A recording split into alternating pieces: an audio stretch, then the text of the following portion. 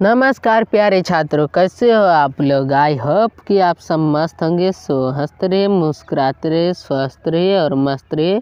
तो प्यारे छात्रों, आज की क्लास में हम करेंगे क्लास 10 चैप्टर 5 पॉलिटिकल साइंस का चैप्टर 5 VVI ऑब्जेक्टिव क्वेश्चन। और ध्यान रहे भाई, मेरे क्लास हो रहा है बिहार बोर्ड के क्लास 10th का।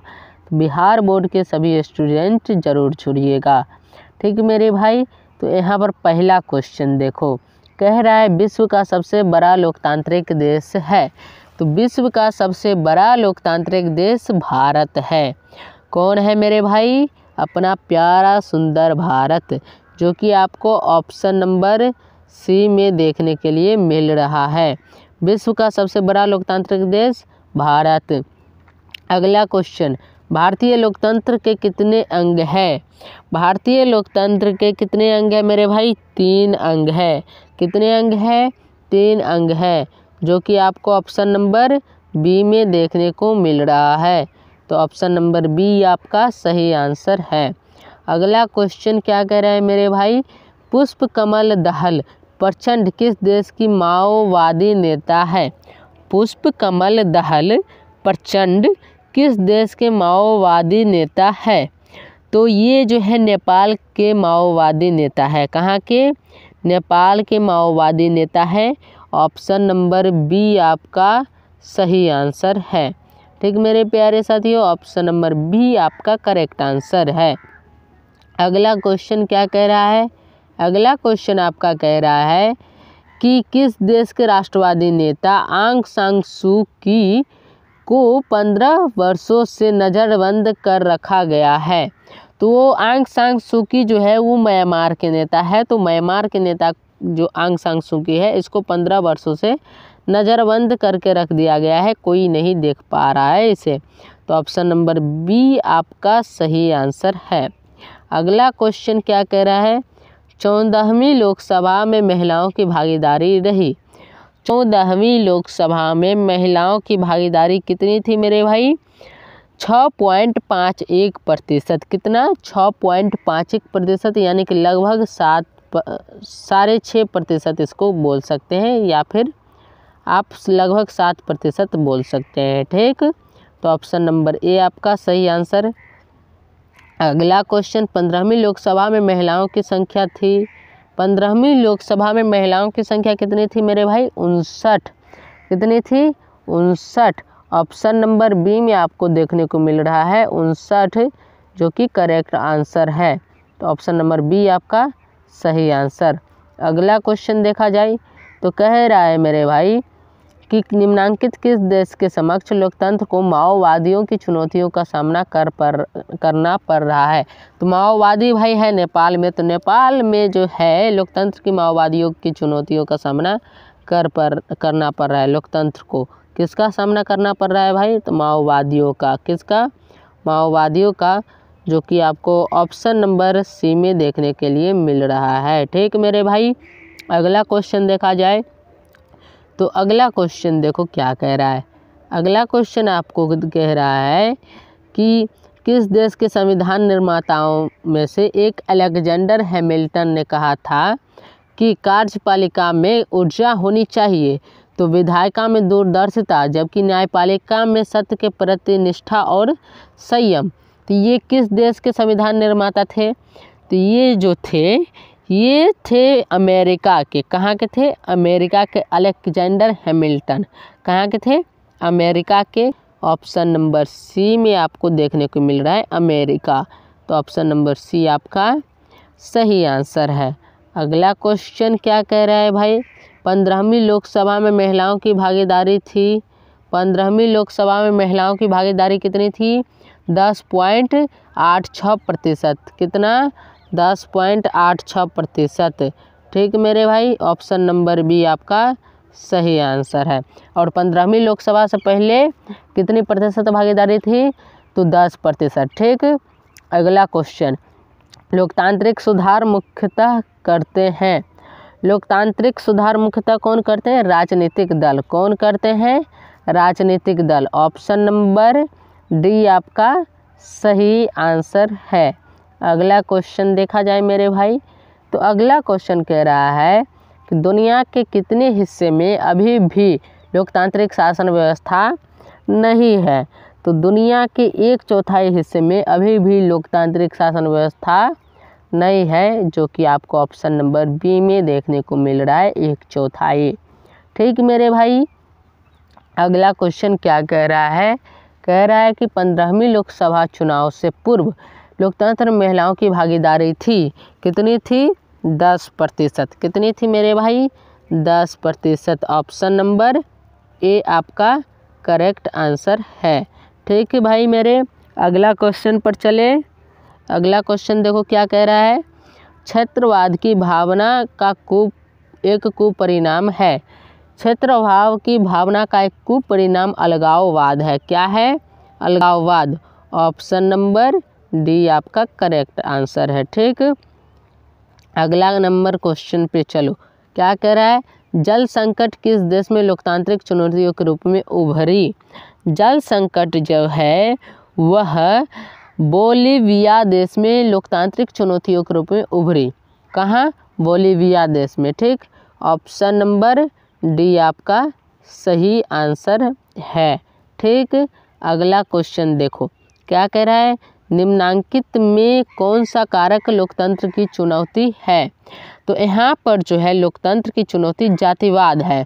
लोकतंत्र में चुनौती जातिवाद इसलिए हो जाता है क्योंकि लोकतंत्र अधिकतर जगहों पर जाति के ऊपर खेला जाता है, तो ये एक चुनौती है लोकतंत्र में। ठीक, तो यहाँ पर ऑप्शन नंबर सी आपका सही आंसर है। ठीक, अगला क्वेश्चन देखा जाए क्या कह रहा है। अगला क्वेश्चन आपको देखने को मिल रहा होगा कि निम्नांकित में कौन सा कारक लोकतंत्र की चुनौती नहीं है? तो आतंकवाद लोकतंत्र की चुनौती है या फिर नहीं है? बताओ भाई आप लोग। आतंकवाद लोकतंत्र की चुनौती है, क्षेत्रवाद भी है, परिवारवाद भी है, लेकिन इनमें से कोई नहीं। एक ऑप्शन दे देते हैं भाई, ऑप्शन नंबर डी दे देते हैं। इनमें से कोई नहीं, इनमें से कोई नहीं, इनमें से कोई नहीं। तो ये आपका सही आंसर कर लीजिएगा, क्योंकि ये तीनों जो है लोकतंत्र की चुनौती है, क्षेत्रवाद, परिवारवाद और आतंकवाद। ठीक, अगला क्वेश्चन क्या कह रहा है। भारतीय लोकतंत्र की कमजोरियों को दूर करने का सबसे अच्छा उपाय है। भारतीय लोकतंत्र की कमजोरियों को दूर करने का सबसे अच्छा उपाय अगर देखा जाए तो सुधारात्मक कानूनों का निर्माण करना, मतलब जो कानून अच्छे से काम कर सके और अपनी ड्यूटी को सही से कर सके। ठीक, तो ऑप्शन नंबर बी आपका करेक्ट आंसर हो जाएगा। ठीक है, तो ऑप्शन नंबर बी आपका करेक्ट आंसर है। अगला क्वेश्चन पर चलेंगे मेरे भाई। तो अगला क्वेश्चन क्या कह रहा है। लोकतंत्र के मार्ग में सबसे बड़ी बाधा है। लोकतंत्र के मार्ग में सबसे बड़ी बाधा जो है क्षेत्रवाद और जातिवाद है। क्या? क्षेत्रवाद और जातिवाद है, जो कि आपको ऑप्शन नंबर डी में देखने को मिल रहा है, जातिवाद और क्षेत्रवाद।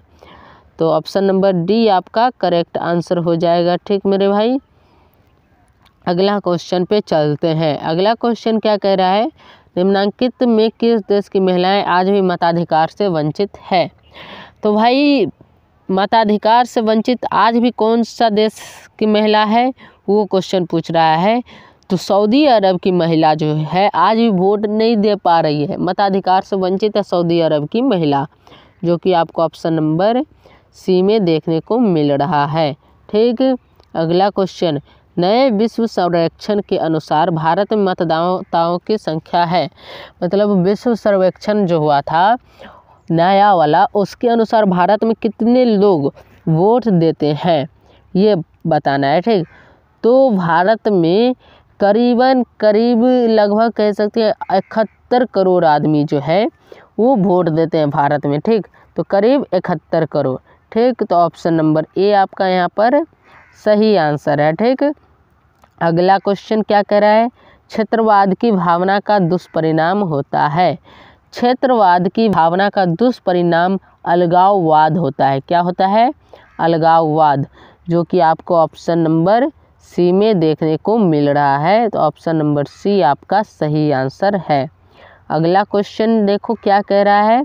कह रहा है लोकतंत्र जनता के द्वारा और जनता के लिए शासन का यह बात किसका दिया हुआ है? ठीक, तो ये अब्राहम लिंकन का कहा हुआ है। किसका कहा हुआ है?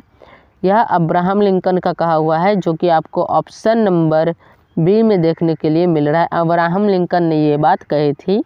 ऑप्शन नंबर बी आपका करेक्ट आंसर है। अगला क्वेश्चन है कि नए विश्व सर्वेक्षण के आधार पर भारतवर्ष में मतदाताओं की संख्या लगभग 71 करोड़। कितना? 71 करोड़। ऑप्शन नंबर बी आपका सही आंसर है। ठीक मेरे भाई, अगला क्वेश्चन देखा जाए। अगला क्वेश्चन देख लो। अगला क्वेश्चन कह रहा है कि नेपाल में कितने साल पुराने राजशाही को खत्म कर लोकतांत्रिक देश के रूप में स्थापित किया गया है। तो नेपाल में जो है वो 240 साल पुराने राजशाही को ख़त्म कर लोकतांत्रिक देश के रूप में स्थापित किया गया है।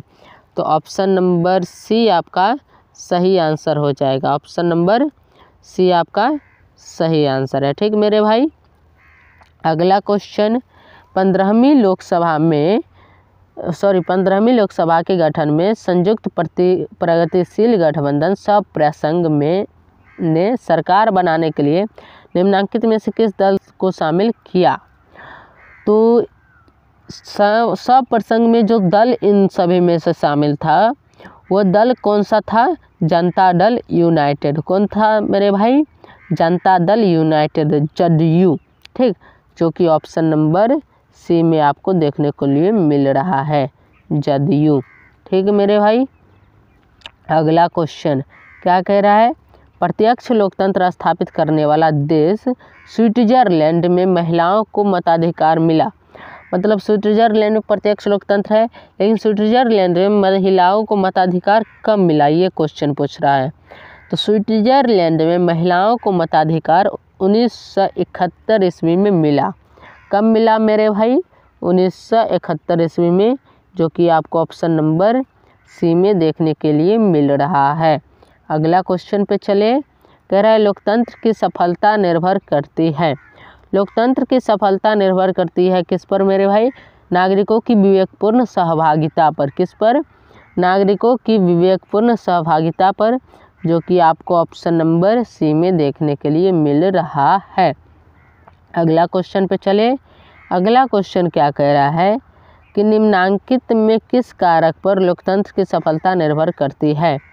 तो नागरिकों की विवेकपूर्ण सहभागिता पर लोकतंत्र की सफलता निर्भर करती है। अभी कुछ देर पहले भी इस पर चर्चा हुई, अभी जस्ट। तो ऑप्शन नंबर बी यहाँ पर सही आंसर है।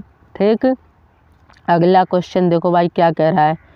अगला क्वेश्चन कह रहा है निम्नांकित में से कौन सी चुनौतियों का लोकतांत्रिक शासन व्यवस्था को सामना करना पड़ता है।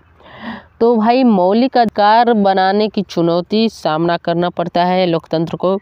मौलिक अधिकार के विस्तार की चुनौती ये भी सामना करना पड़ता है लोकतंत्र शासन व्यवस्था को। और मौलिक अधिकारों को सशक्त बनाने की चुनौती भी लोकतांत्रिक शासन व्यवस्था को सामना करना पड़ता है। यानी कि इनमें से सभी इसका करेक्ट आंसर हो जाएगा। ठीक, तो ऑप्शन नंबर डी आपका सही आंसर है। ठीक, अगला क्वेश्चन क्या कह रहा है भाई मेरे? कह रहा है दक्षिण अफ्रीका में लोकतंत्र की कौन सी चुनौतियां मुंह बाएं खड़ी है। तो दक्षिण अफ्रीका में लोकतंत्र की जो सबसे बड़ी चुनौती है वो गोरे लोगों को दी गई रियासतें वापस लेने की मांग बहुत बड़ी है। ठीक, तो ऑप्शन नंबर सी में आप देख रहे हैं भाई, गोरे लोगों को दी गई रियासतें वापस लेने की मांग। तो ऑप्शन नंबर सी आपका सही आंसर है। बाकी आप लोगों का तो हो गया क्वेश्चन का एंडिंग। अब आप लोग को चाहिए पीडीएफ, तो आप लोग यहाँ पर देख रहे हो भाई टेलीग्राम ज्वाइन कर लीजिए, डिस्क्रिप्शन में लिंक दिया हुआ है। तो टेलीग्राम ज्वाइन कर लीजिए और आप लोग ज्वाइन कर लीजिए। उसके बाद जो है एक छोटा सा काम कीजिएगा, ये आपका अपना यूट्यूब चैनल है साइंस समाधान। तो आप क्या कीजिए, आप चैनल को सब्सक्राइब कर लीजिए। ठीक, ये वीडियो यहाँ तक देखे तो भाई लाइक ज़रूर कीजिएगा और शेयर ज़रूर कर दीजिएगा मेरे भाई। कमेंट भी ज़रूर कीजिएगा क्लास कैसा रहा। ठीक, और बाकी आप लोग को ये टॉपिक आपको अगर फिर से देखना हो तो आप यूट्यूब पर सर्च कीजिएगा class 10th polity chapter 5 objective question by Dheeraj sir. यहाँ पर देख रहे हो आप आराम से, बाय धीरज सर। तो ये चीज़ सर्च कीजिएगा, आपको ये आ जाएगा। ठीक मेरे भाई, तो मिलते हैं भाई नेक्स्ट क्लास में। तब तक के लिए हंसते रहिए, मुस्कुराते रहिए, स्वस्थ रहिए और मस्त रहिए। जय हिंद, जय भारत, वंदे मातरम। और आप लोग एंजॉय कीजिए।